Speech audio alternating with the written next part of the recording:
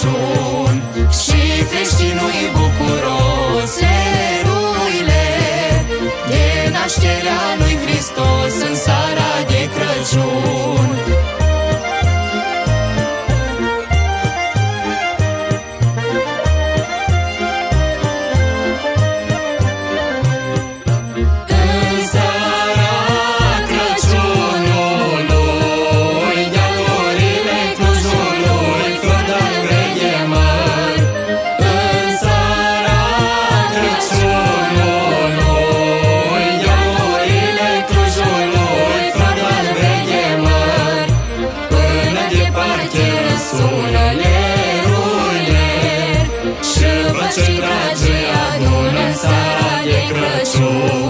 Să asculte sub fereastră leruile, o colindă creștinească în seara de Crăciun.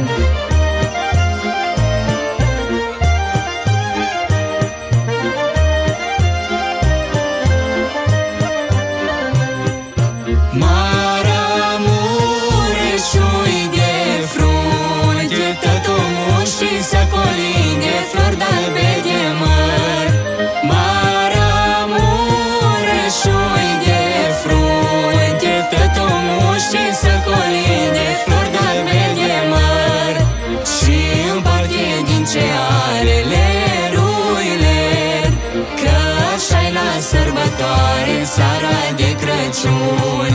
Cine umbla colinda leruile, mulți colacea căpăta în seara de Crăciun.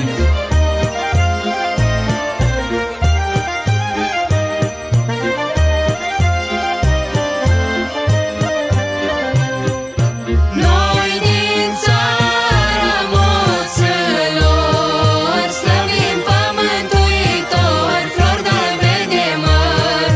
Noi din țara moțelor slăvim Pământuitor, flori de-albe de măr.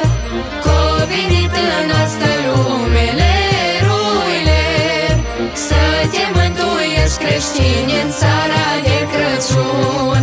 Și să ai Crăciun cu pace leruile, și an mulți cu sănătate în seara de Crăciun.